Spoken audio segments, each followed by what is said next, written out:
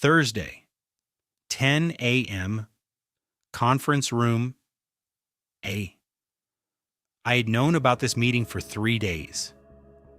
Not because anyone had the courtesy to tell me officially, because a colleague, a woman named Sandra, who sat 2 desks away from me, who had watched everything that had been happening for the past 4 months with the specific discomfort of someone who knows something is wrong and doesn't know what to do about it, had pulled me aside on Monday morning and said, very quietly, very quickly, "There's a meeting scheduled Thursday at 10. HR is going to be there. I thought you should know." She walked away before I could respond, before I could even say thank you. I sat at my desk for the rest of that morning, and I thought very carefully about what I knew and what I was going to do with it. First thing I knew, I was not surprised. The previous 4 months had been a specific, unmistakable kind of professional purgatory. The kind where nothing is ever said to your face, but everything is communicated through exclusion, reassignment, the deliberate removal of responsibility, and the particular coldness of colleagues who have been told something they're not allowed to share with you yet. Second thing I knew, I had done nothing wrong. I knew this not just as a feeling, but as a documented fact. Because for those same 4 months, I had been keeping records. Every email, every instruction I had followed, every result I had produced, every meeting I had been excluded from, and every one I had been included in. All of it saved, dated, backed up externally. Third thing I knew, I had 3 days. Most people in this situation spend those 3 days in panic, updating resumes, telling their partners, lying awake at 3 a.m. running through scenarios they can't control. I spent my 3 days differently. On Monday afternoon, I called a lawyer. On Thursday at 10 a.m., I walked into conference room A with my attorney beside me. The look on their faces is something I will remember for the rest of my professional life. Stay with me. Because what happened in that room changed everything.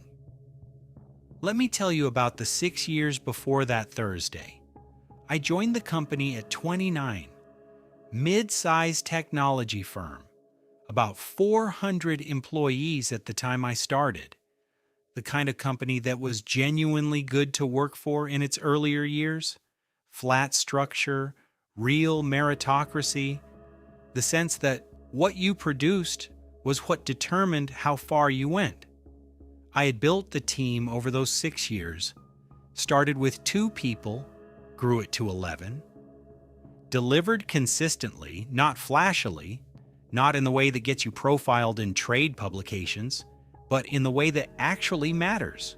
Projects on time, budgets respected, clients who renewed their contracts. I had been promoted twice, both times with language that felt genuine, both times with performance reviews that said explicitly that I was someone the company valued and wanted to keep. I had believed that. I had believed it right up until the new director arrived 8 months ago. His name was Philip. He had been brought in from a competitor, a hire the CEO was visibly excited about, someone with a mandate to modernize, to restructure, to bring in fresh thinking. Fresh thinking, in Philip's case, meant people he had worked with before, people he had hired before, people who were his, in the way that certain managers need their teams to be extensions of themselves rather than independent contributors. I was not his person.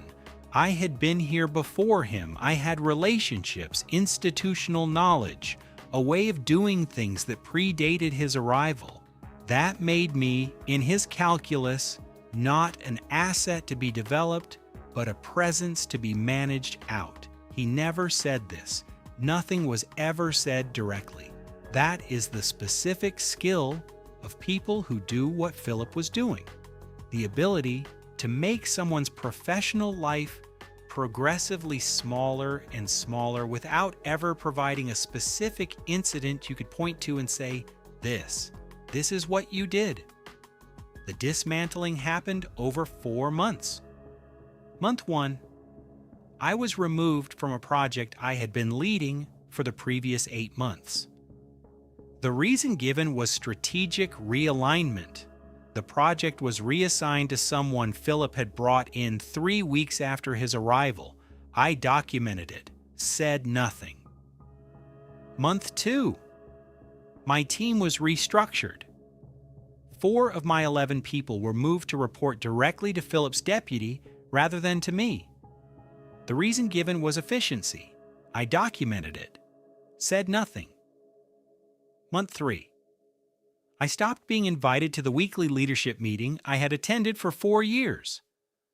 When I asked my manager about it, Philip's deputy, a man named Greg, he said it was a temporary adjustment while the new structure settled in.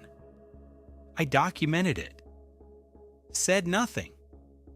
Month 4, my access to certain systems was quietly reduced, not removed completely, reduced. The kind of reduction that is hard to complain about because individually each change has an explanation. Together they painted a picture of someone being prepared for exit. I documented everything and I waited. Because I had understood something important in month 1 that most people in this situation don't understand until it's too late. The company was going to move when they were ready, not when I was ready. The only control I had was over how prepared I was when they finally did. Sandra's Monday morning warning was the signal that they were ready. I had 3 days to make sure I was more ready than them. Her name was Patricia. I found her through a recommendation. A friend who had navigated something similar 18 months earlier and had come out the other side with a settlement and a reference letter. I called her Monday afternoon. She picked up. I explained the situation in 8 minutes. The 6 years, the 4 months, the documentation, the Thursday meeting. She was quiet for a moment in the specific way that experienced lawyers are quiet when they are assessing something. Then she said, "How complete is your documentation?" I said, "Every email going back 4 months, every meeting I was excluded from, date, attendees, topic, every project reassignment with the original scope documented, 3 years of performance reviews, my 2 promotion letters." She said, "Well, that's unusually thorough." I said, "I had 4 months to prepare." She said, "Nate, what outcome are you looking for?" I said, "I want them to understand that whatever they planned for Thursday is going to be significantly more complicated than they anticipated." She said, "I can do that, but I want to be clear about something. Walking in with an attorney changes the dynamic completely. They will not be able to proceed the way they intended. What happens after that depends on how they respond." I said, "I understand." She said, "I'll meet you at 9:45. I spent Tuesday and Wednesday organizing my documentation into a single, clean, clearly labeled folder. Not thick, not aggressive, just complete. The kind of folder that communicates without a single word being spoken that the person holding it has been paying attention. Patricia and I arrived at the building at 9:48. The security desk recognized me. They did not recognize her. The guard asked for her ID and the name of who she was visiting. I said, "She's here with me." We were shown to conference room A. There were 4 people already seated when we walked in. Philip, his deputy Greg, 2 people from HR, including the senior HR director, a woman named Carolyn who I had interacted with perhaps twice in 6 years. The fact that the senior HR director was present told me everything about how significant they believed this meeting was going to be. They were right about the significance, wrong about the direction. The moment Patricia walked in beside me, the moment she placed her briefcase on the conference room table with the specific, quiet confidence of someone who has done this many times before, the room changed. I watched it happen. Philip's expression shifted from prepared to recalculating in the space of about 2 seconds. Greg looked at Philip. Carolyn looked at Patricia. Patricia said, "Well, good morning, everyone. I'm Patricia. I'm here as legal representation for your employee in this matter. Before we begin, I'd like to confirm the purpose of today's meeting and ensure that my client's rights are clearly understood by all parties." Carolyn said, "We weren't informed that outside counsel would be," and Patricia said, "Employees are entitled to legal representation in any meeting that may result in disciplinary action or changes to their employment status. My client exercised that right. I'm happy to provide the relevant statute if that would be helpful."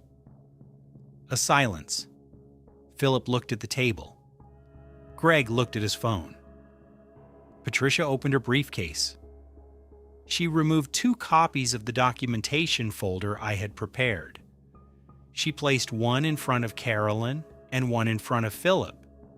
She said, "My client has prepared a comprehensive record of his performance and contributions over the past 6 years, with particular attention to the past 4 months.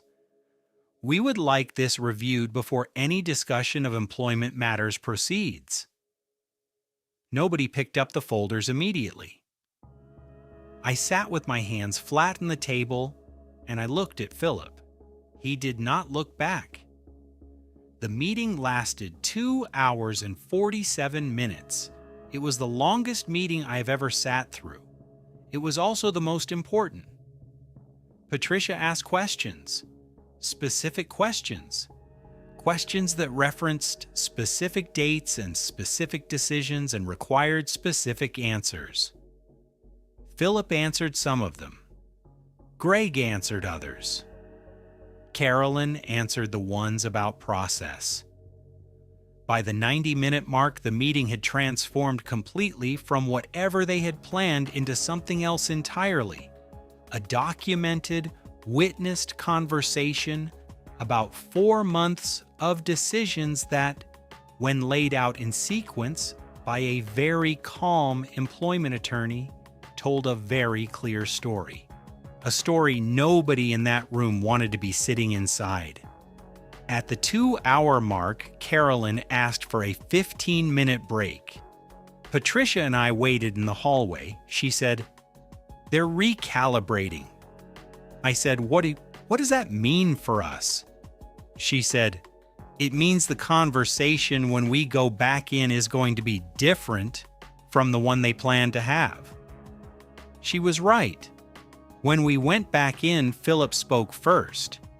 He said he wanted to discuss a path forward that reflected my contributions to the company, a new project, a different structure. Terms he described as reflecting the company's appreciation for 6 years of service. Patricia asked for the terms in writing before any response was given. They were provided the following day. I did not stay at the company. I want to be clear about that. The Thursday meeting produced better terms, a project, a structure, conditions that were materially better than what I had before Philip arrived.